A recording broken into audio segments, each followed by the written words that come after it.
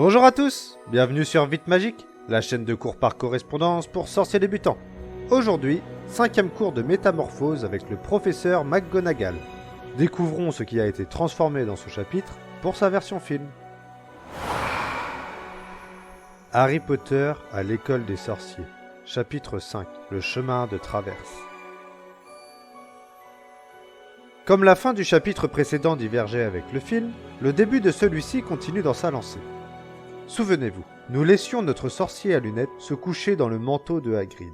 Ce chapitre s'ouvre donc sur le réveil de Harry. Mais il n'osait pas ouvrir les yeux, se disant que tout ce qu'il avait vécu la veille était probablement un rêve. Un tapotement le conforta dans cette idée. La tante Pétunia était de toute évidence en train de marteler la porte du placard sous l'escalier.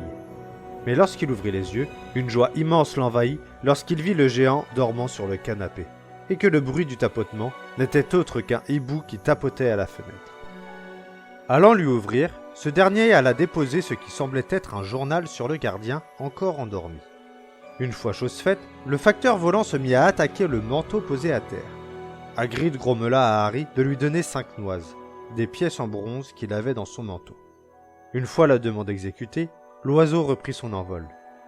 Après que le géant ait avalé une part de gâteau et son protégé une saucisse froide, il était temps pour nos compères de prendre la route. Une fois sortis de la cabane et arrivés devant la barque avec laquelle Harry était arrivé avec les Dursley, le garçon lui demanda comment avait-il bien pu arriver jusqu'ici. Hagrid lui révéla qu'il était venu en volant, mais qu'il ne fallait pas qu'Harry en parle à quiconque. Montant dans la barque, celle-ci se mit à avancer toute seule après que le géant lui ait donné un coup avec son parapluie rose. Sortant son journal du matin, le gardien des clés se mit à le lire. On apprend alors que le journal des sorciers britanniques s'appelle la Gazette du Sorcier. Et au détour d'une phrase disant que le ministère de la Magie avait encore fait des bêtises, Harry apprend alors son existence. Et Hagrid lui explique que le ministère servait principalement au maintien du secret magique, que le poste de ministre avait bien entendu été proposé à Dumbledore, mais décliné par ce dernier car il ne voulait pas quitter Poudlard. Et c'est donc ce vieux gâteux de Cornelius Fudge qui avait endossé cette responsabilité. Arrivés sur la terre ferme, nos deux sorciers prirent le train pour se rendre à Londres. Pendant le trajet, Harry se mit à lire sa liste de fournitures qui lui avait été transmise avec sa lettre d'inscription. Collège Poudlard, école de sorcellerie. Uniforme. Liste des vêtements dont les élèves de première année devront obligatoirement être équipés. Petit 1. 3 robes de travail noires, modèle normal. 2. Un chapeau pointu noir. 3. Une paire de gants de protection en cuir de dragon ou autre matière semblable. 4. Une cape d'hiver noire avec des attaches d'argent. Chaque vêtement devra porter une étiquette indiquant le nom de l'élève. Livre et manuel. Chaque élève devra se procurer un exemplaire des ouvrages suivants. Le livre des sorts et enchantements niveau 1 de Miranda Fauconnet. Histoire de la magie de Bathilda Tour-de-Sac. Magie théorique de Adalbert la Sornette. Manuel de métamorphose à l'usage des débutants de Emmerich G. Changé.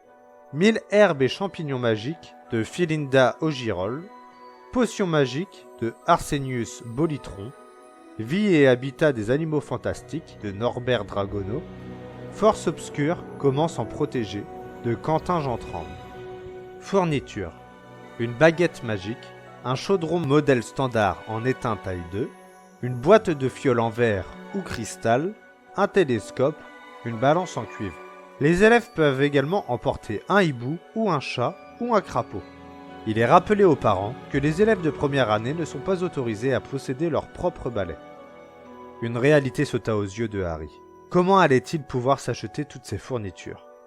Mais Hagrid le rassura, en lui révélant que ses parents lui avaient laissé de l'argent dans la seule banque des sorciers au monde, Gringotts, un des endroits les plus sûrs au monde, qui est dirigé par des gobelins et, dit-on, par des dragons. Harry, stupéfait, lui demande s'il y a de vrais dragons à Gringotts, et le géant lui répond que c'est ce qu'il se dit, et le rêve qu'il a depuis qu'il est tout petit, c'était de posséder un dragon. Marchant dans les rues de Londres, un doute s'immisça dans l'esprit de Harry. Et si tout cela n'était qu'une farce des Dursley? Mais cela ne pouvait pas être possible, car tout ceci était bien trop gros, et surtout, les Dursley ne possédaient pas du tout le sens de l'humour. Quand Hagrid et Harry se retrouvent au chaudron baveur, et que tout le bar le salue comme Doris Crockford ou encore Dédalus Diggle, La différence notable avec le film est que Quirrell ne possède pas encore de turban sur la tête.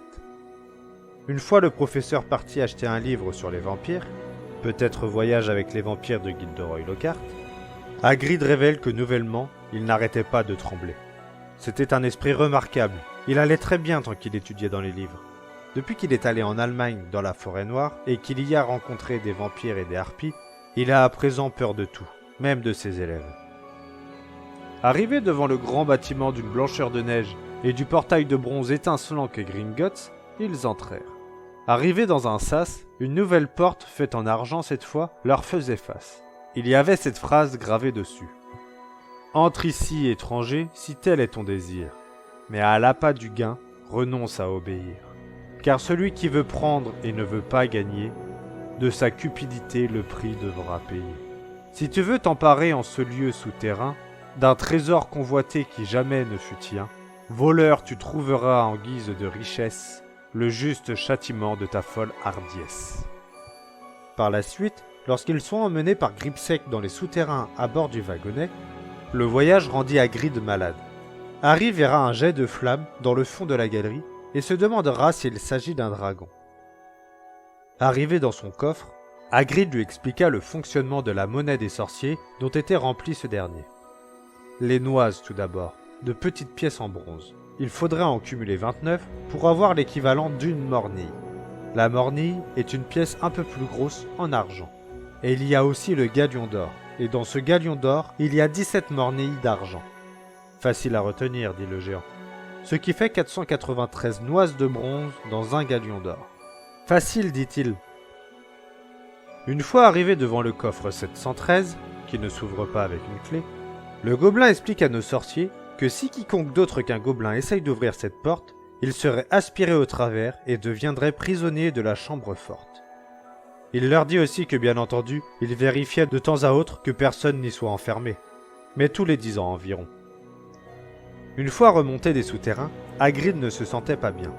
Il laissa Harry commencer ses emplettes, le temps qu'il aille boire un petit remontant.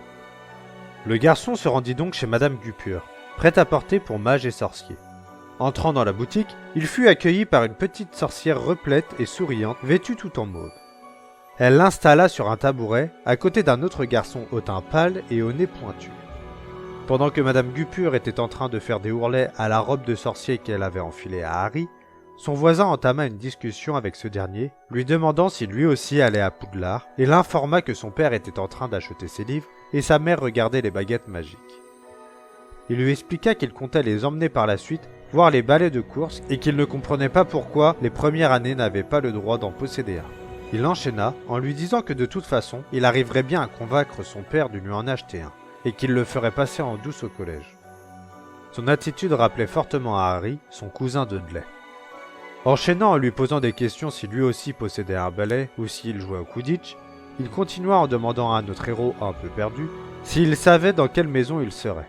Car même si habituellement on ne pouvait pas en être sûr, lui était sûr de finir à Serpentard, comme toute sa famille avant lui, tout en charriant avec lui sur le fait que ce serait ridicule de finir à Poufsouffle. Hagrid apparut devant la vitrine du magasin, tenant à la main 2 grosses crèmes glacées. Le garçon au teint pâle se demandait qui cela pouvait bien être. Harry, fier de connaître quelque chose que son interlocuteur ignorait, lui révéla que c'était Hagrid et qu'il travaillait à Poudlard.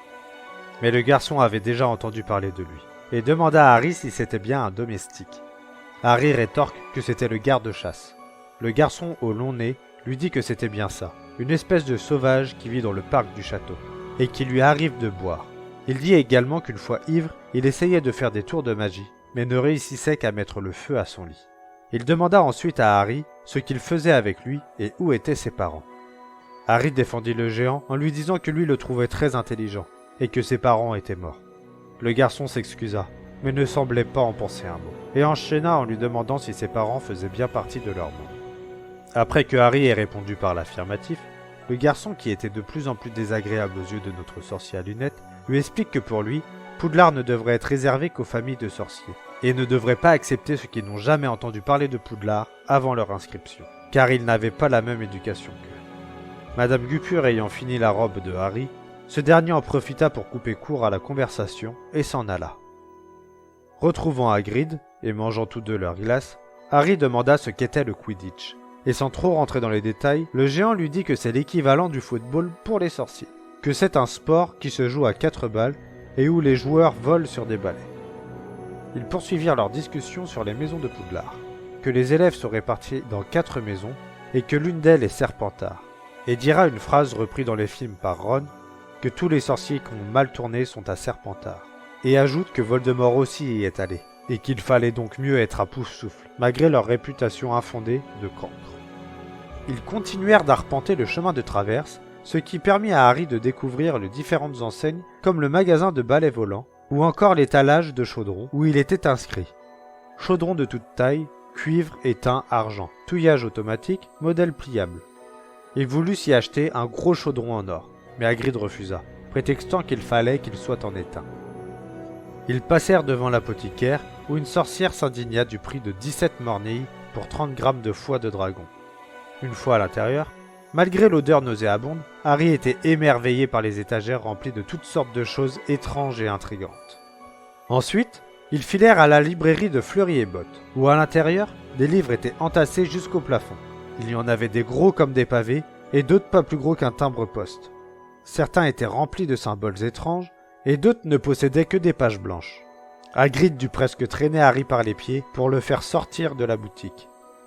Se rendant chez Ollivander pour acheter sa baguette magique, ils passèrent devant une boutique d'où provenaient des ululements. Sur la devanture, il était écrit « Au royaume du hibou. Hibou, hulotte, chouette effray, grand-duc, chouette lapone. » Hagrid voulut donc faire un cadeau d'anniversaire à Harry en lui offrant une chouette aux plumes blanches comme la neige, car les crapauds n'étaient plus à la mode et les poils de chat faisaient éternuer le géant. Une fois dans la boutique de baguettes, lorsque M. Ollivander vit Harry, le vieil homme ne put s'empêcher de lui rappeler qu'il a les yeux de sa mère. Il se rappela également que sa première baguette mesurait 25 cm 6, souple et rapide. Faite de bois de saule, c'était une excellente baguette pour les enchantements. Quant à son père, elle était faite de bois d'acajou et mesurait 27 cm 5. Flexible, elle était plus rapide et remarquablement efficace pour les métamorphoses. En regardant à présent Hagrid, il se rappela que la sienne était faite en bois de chêne, mesurait 40 cm et était plutôt flexible. Et quand le vendeur demanda au géant si elle avait bien été cassée en deux lors de son exclusion du collège, Hagrid lui assura que c'était bien le cas, et lui révèle cependant qu'il avait gardé des morceaux tout en crispant ses mains sur son parapluie rose. Le maître baguettier lui jeta un regard perçant avant de se lancer dans la recherche de la baguette qui conviendrait à Harry. Pendant qu'Ollivander prit des mesures du garçon, il lui expliqua que nulle part ailleurs il trouverait de meilleures baguettes qu'ici, et que le cœur de ces dernières sont faites soit de crins de licorne, de plumes de phénix ou de ventricules de cœur de dragon. Harry essaya donc une baguette en bois d'être de 22 cm 5 contenant du ventricule de dragon, très flexible. N'ayant pas l'effet escompté, il en essaya une en bois d'érable et plumes de phénix, de 17 cm 5, très flexible. Il en essaya encore une autre de 21 cm 25, très souple, en bois d'ébène, avec un cœur en crin de licorne. Toutes ces baguettes, à l'instar des films, n'ont aucun effet. Mais c'est quand il essaya la baguette de bois de houx et plumes de phénix de 27 cm 5, très souple, qu'une chaleur se répandit dans ses doigts, et qu'une fois qu'il la leva au-dessus de la tête, une gerbe d'étincelles rouges et or en jaillit. Les étincelles des baguettes est un élément non présent des films, mais gardé dans les jeux vidéo des 3 premiers tomes. Il paya sa baguette 7 galions d'or, et donc, comme vous l'avez compris, ça fait 119 mornilles d'argent, ou encore 3451 noises de bronze. Quand Ollivander révèle que c'est sa baguette jumelle qui lui a fait cette cicatrice, il lui apprend qu'elle était en bois de if et cœur de plumes de phénix. C'était une baguette très puissante de 33 cm 75, et connaissant un peu l'art des baguettes, je dirais qu'elle était inflexible. Après l'achat de toutes ces fournitures, Harry et Hagrid allèrent manger un hamburger avant que le géant ramène son protégé à la gare de Paddington pour prendre le train. La gare de Paddington, me direz-vous? Oui, car Harry ne va pas encore se rendre à Poudlard. Nous sommes le jour de son anniversaire, le 31 juillet, et la rentrée n'est prévue que pour le 1er septembre. Harry prend donc le train pour rentrer chez les Dursley pour patienter un mois. Le train s'ébranla. Harry voulut regarder Hagrid jusqu'à ce qu'il soit hors de vue. Il se leva de son siège et colla son nez contre la vitre. Mais le temps de cligner des yeux, Hagrid avait disparu. Et voilà, le cours est terminé. Si vous ne les avez pas déjà vus, les autres cours de métamorphose des précédents chapitres sont déjà disponibles. N'oubliez pas de liker, vous abonner et commenter. Et surtout partager. Ah, c'est tout pour moi. Vous pouvez y aller.